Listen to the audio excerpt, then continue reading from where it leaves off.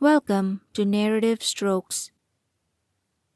Kyra's dad was, in her own words, weird. He had always been. That was just how he was. She wasn't really sure what he did for a living. Not exactly. He worked from home and kept odd hours. He would just sit in his huge room at home he called his office, doing what he did and not really being seen much by anyone, including Kyra, who just so happened to be homeschooled. Kyra was an extremely advanced reader, and even though she was only 8, could read at high school level. She had a love of books that had been born in her dad's office since she was big enough to crawl. The walls in her dad's office were lined with huge bookshelves that went from floor to ceiling, shelves bent by the weight of all the books they held. He had also managed to put all the fairy tales and books with lots of colorful illustrations on the first row of shelves, strategically placed so her little hands could reach the big volumes with ease. Kyra would sit in a corner for hours on end, paging through the volumes, lost in their pages as her dad worked the night away. For the most part, he would be completely oblivious to her presence, either typing on his computer or consulting something in one of the serious books. Those were the ones he kept well out of her reach, and that Kyra always wondered what was written in them. But her dad never let her see one, and whenever she asked, he would redirect her attention to some random book he would dig from some other shelf and hand to her. She would then forget completely about the musty old books and lose herself on the one her dad gave her. It was a low blow, and she was catching on to it. But the books her dad managed to pull out of nowhere always happened to be exactly what she wanted to read at the time, almost as if he could guess what she was thinking. But eventually, Kyra could be distracted no longer. She just had to know what was in those books. She'd been wanting to know as far back as she could remember. So one day, she decided to use the gift of redirection she inherited from her father and finally see what was in those books. And no one was going to know about it. Since her dad never got up until at least noon, she waited for her mother to start cooking lunch.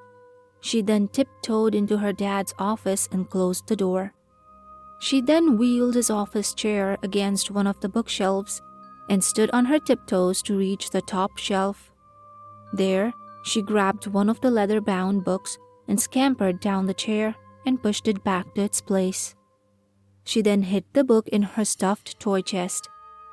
She pulled it all off just in time as her mother went to wake up her dad and call her for lunch.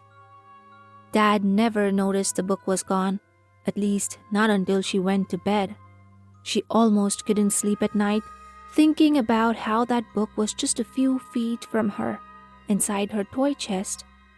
But she knew very well her dad was going to be up all night again. It's easy to hide a book, but you can't read one in the dark. The next day, she rushed through her math and reading assignments so fast that her mom gave her some free time to play or read what she wanted to until lunchtime. Her mother then went on to do a few chores around the house and left her alone. After all, how much trouble could a kid get in by herself in her room? Even if that kid was Kyra.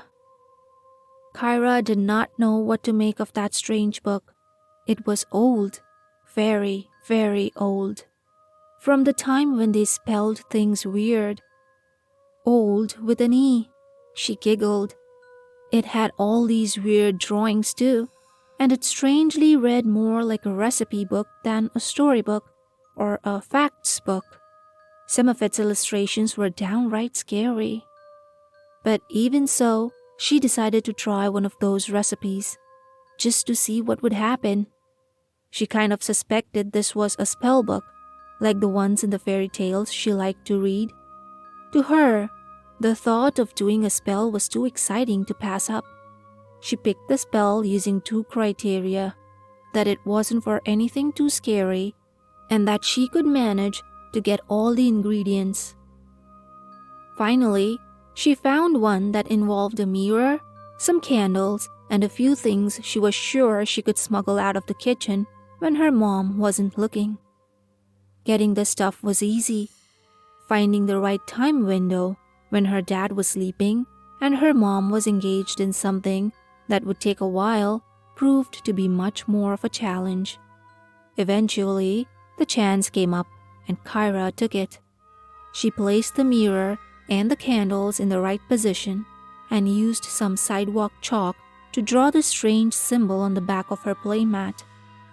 After checking that mom was still in the laundry room, she ran back and closed her door. She didn't want them to see her lighting candles in her room. They would classify that as playing with fire and give her a sound spanking if she got caught. She lit the candles and then tried as best as she could to pronounce the words that were part of the spell. There was a puff of stinky smoke that seemed to come from the mirror, and when it cleared, she saw there was a little man, not much taller than a Barbie doll or a teddy bear, in front of the mirror. "Kyra, what's that smell?" She heard her mom shout from across the hallway. "I was playing with my chemistry set, Mom," she shouted back and quickly put out and hid the candles and flipped her playmat over. She gestured the little man to be quiet and managed to convince him to get in the toy chest before her mom came in the room. "I told you I don't want you playing with that inside the house, Kyra. If you want to use your chemistry set, go do it on the porch. Now the whole house stinks to high heaven." "Yes, Mom," she said, looking down. "Sorry, Mom." Her mom then went on a little more about how now she was going to have to open all the windows to air the house out, and moved on to busy herself doing just that. Mom was a busybody and really had a hard time standing still for over 5 minutes. At least she didn't get grounded and her secret was safe. Kyra opened her toy chest and let the little man out. He was a funny-looking little man. He was short with little stocky legs and arms, and his skin was brown like cinnamon. He was dressed in what appeared to be little more than a cloth sack, with holes cut for his arms and head to poke through. And speaking of head, his was huge compared to his body. He had a really big nose and big pointy ears, and his eyes looked more like a goat's than a person's. She asked him his name, to which he replied, "You call me, you name me." And so she did, and that is how Bobinson Boolay and Kyra met. Kyra came to really like her new little friend. Unlike grown-ups, he could sit forever and listen to her talk about everything and nothing. She told him everything, from her likes and dislikes. She went into detail about her favorite movies, cartoons, and books. She complained about her mother being too strict, her dad being too distant, and math being too hard. She told him about how she found this little boy she saw in the park cute, about another little boy who was mean, and a third one was goofy.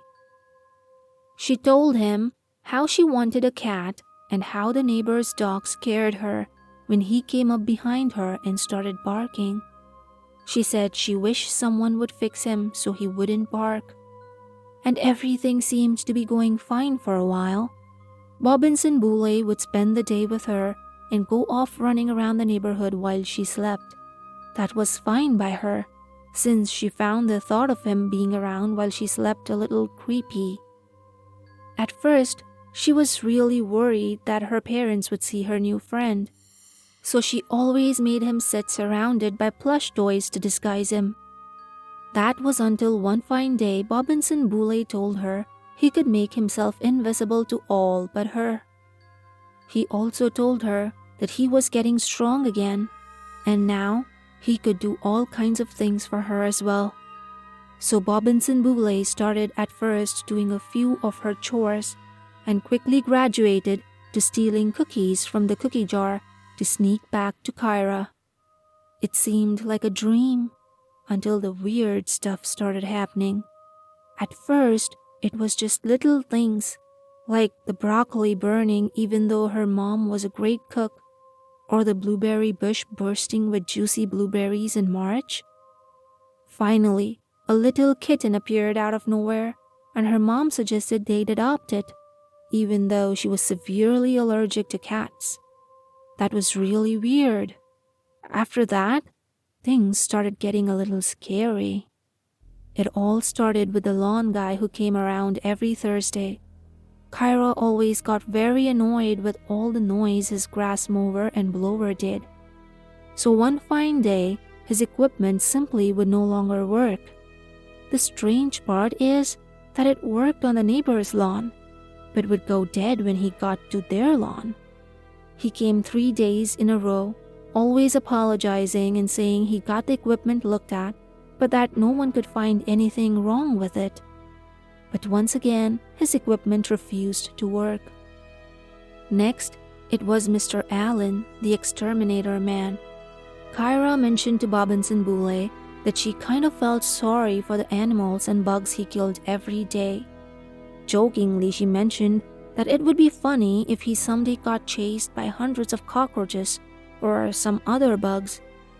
She thought that would be funny, until one day he went down to her basement and came out running.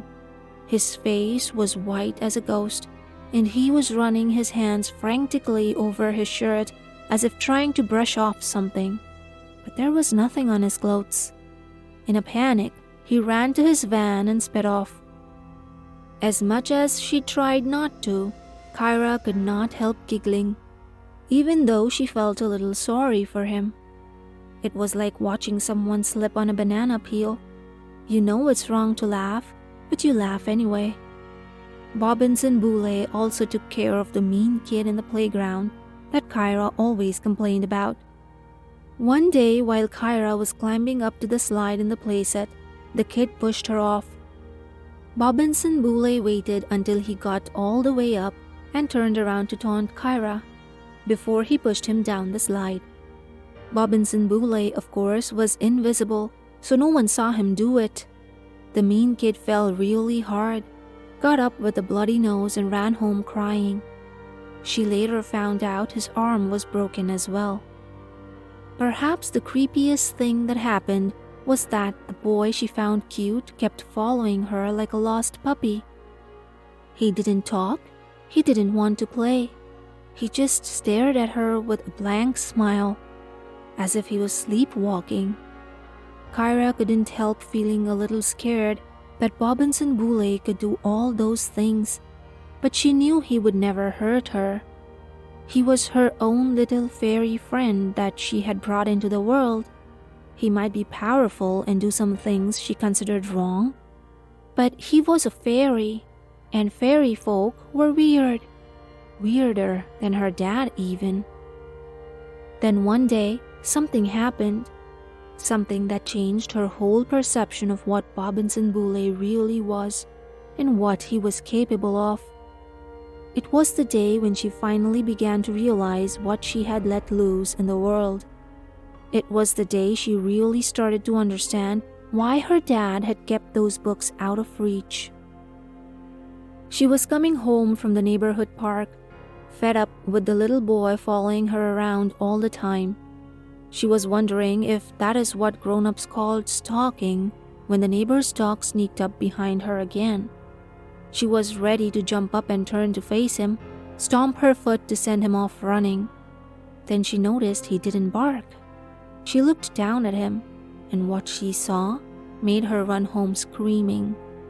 The dog had not barked because his mouth seemed to have been fused shut, much as if someone took an eraser to his lips and rubbed them off like in a cartoon.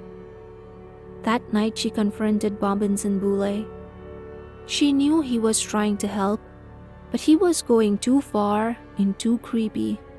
In tears, She asked what he had done to the neighbor's dog. "But you said someone should fix him," he said with a gleam in his eyes. "Bobinson Boolay fixed him." And he then bowed as if expecting to be thanked. "But how is he going to eat?" she asked. "Oh, no eat," he said. "He will starve. Bobinson Boolay fixed him good." "You have to undo this, Bobinson Boolay," she pleaded. "Bobinson Boolay cannot undo what Bobinson Boolay did," he said, wagging his finger. "Against the rules," he said with a nod. "Bobinson Boolay, you are scaring me." Kyra tried not to scream. The guilt she suddenly felt over bringing this little monster into the world was beginning to smother her. "That's bad. That's very bad," he said. "Bobinson Boolay did Kyra a favor. Kyra screams at Bobinson Boolay. Bobinson Boolay is hurt with Kyra. Bobinson Boolay doesn't want to be friends with Kyra no more." "I'm going to tell my dad everything," Kyra said, making a desperate attempt to scare the little imp into behaving. "Oh no, you don't do that," Bobinson Boolay almost hissed. "You tell father, and Bobinson Boolay kill both him and mother too. Bobinson Boolay will kill them in very nasty way." "Go away, Bobinson Boolay. I don't want you here anymore," Kyra whimpered as her eyes clouded with tears. She now realized she had done something wrong, really, really wrong. She felt helpless, scared, and the worst part was that she knew it had all been her fault. It hadn't been an accident. She had thought about it, plotted, carried out her plan, and brought something into her life that she could not control. Now, she had no idea how to make it go away. "Bobinson Boolay go," he said menacingly. "But Bobinson Boolay never gone." The little imp faded into nothing right before her eyes. Since they were no longer friends, he now was invisible to her, just like he was invisible to everyone else. But she knew he was still there because she could hear his breathing. She then saw her mattress bounce as if someone had jumped on it, and the window above the bed slide open. From the window, she heard Bobinson Boolay's voice singing, "Bobinson Boolay coming for Kyra, but Bobinson Boolay going to have some fun first." She then heard a thump on the grass outside her window, and a maniacal, high-pitched laughter as the little imp ran away. And so the reign of terror began. Things started to go missing. Things started breaking, and Kyra was getting blamed for all of it. Kyra, like most gifted children, was always a little challenging and rebellious, so her blame was always assumed. Kyra protested and told them she didn't do it. But when asked how it happened, she kept silent, fearing Bobinson Boolay's threat. Her silence sealed the guilty verdict in the eyes of her parents. The worst part was when Bobinson Boolay would come in her room at night. She could hear him moving, whispering taunts in her ear, but she could not see him. Some nights, he hid under the bed and grabbed her ankles when she tried to go to the bathroom at night. Other nights, he would hide in her closet, and all she could see were his glowing eyes, glaring despondently back at her. She knew calling her parents didn't do any good. They could not see Bobinson Boolay, and when they left, he would start taunting her again. She looked in the book that started all this trouble to see if there was any way she could keep him away, or better yet, send him back from where he came. In one of the pages, she found out that a little sprinkling of salt under her bed could keep him at bay. Unfortunately, Her mom was a stickler for cleanliness, and every so often would vacuum under her bed, leaving her wide open and unprotected. Things reached a breaking point when she looked out the living room window and saw her cat dead, cut open and left on her porch. She called out to her mother, but when her mom came, the cat was no longer there. Instead, Kyra saw Bobinson Boolay with an evil smile, wagging his finger at her. Then he put the finger against his lips, signaling Kyra to keep quiet. Kyra never felt so scared. She screamed and her mom came. The scariest part was that even though her mom was looking straight at Bobinson Boolay, she could not see the little imp dancing in front of her. And Bobinson Boolay knew that only too well and taunted Kyra before fading into invisibility again. That night, Kyra woke up from a terrible nightmare to find Bobinson Boolay sitting cross-legged on top of her chest. Bobinson Boolay very angry with Kyra, he said with a snarl. Kyra calls Bobinson Boolay. Bobinson Boolay comes. Then Kyra likes Bobinson Boolay no more. He looked at Kyra straight in the eyes. There was burning hatred in them. Hatred that went way beyond what humans can feel. Kyra tells Bobinson Boolay to go away, but Bobinson Boolay cannot go home. Bobinson Boolay trapped because of Kyra. His weight was crushing her. She could barely breathe. She wanted to jump, to scream, but she could not move her limbs, and she could barely breathe, let alone scream. Bobinson Boolay going to fix Kyra. Fix like Bobinson Boolay fixed Bad Dog, he said as he started leaning towards her face and slowly move his hands towards her face. She could feel his saliva dripping on her as he drooled. She could smell his rotten breath as he inched closer. Maybe Bobinson Boolay can go home then. So say rules. Bobinson Boolay follows rules. Kyra noticed for the very first time how sharp his teeth were and how cruel his goat-like eyes could be. She was terrified. She could not move. She could not scream. The only thing she could do was close her eyes and think real hard how she wished her dad would come and save her. Maybe if she tried real hard, he could hear her thoughts, just like he always seemed to know what book she wanted. Kyra cannot scream. Bobinson Boolay took care of that. He chuckled. Now it's time for Kyra to die. He raised his hands and she could see his nails slowly getting bigger and sharper. His hands started twisting and shaping themselves into talons. He raised one hand and was about to slash her throat when the door to her room opened up. What is going on here? She heard a voice say. It was her father. He looked into the bedroom and saw the imp sitting on his child's chest, smothering the life out of her. With unexpected clarity of mind, he leaped towards the bed, grabbed Bobinson Boolay by his neck, and threw him hard against the wall. Dizzily, Bobinson Boolay got up and sprang up at Kyra's dad, but he ducked just in time, and the little imp flew past him and hit the wall on the opposite side of the room. Bobinson Boolay stood up slowly, clearly stunned by the rough treatment. Kyra still could not move, but she saw her dad take out a twisted stick out of his jacket's pocket, pointed at Bobinson Boolay. He chanted something in a language she could not understand, and the room suddenly got very cold. Bobinson Boolay's eyes opened wide. He clutched his throat and tried to scream. He looked at Kyra, his eyes white-hot with hatred, and then tried once more to leap at her dad. He jumped, claws extended and mouth open, screaming with rage.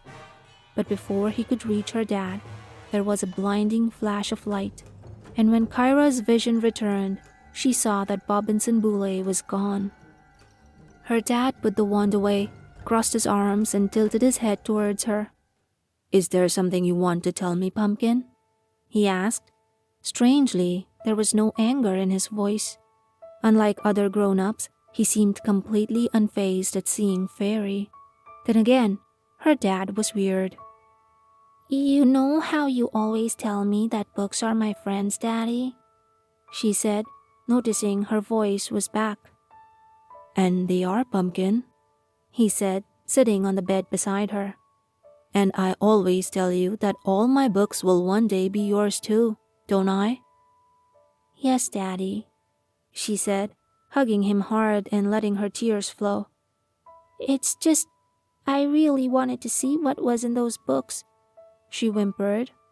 "It's okay, Pumpkin," he said, hugging her reassuringly. "Daddy's not mad.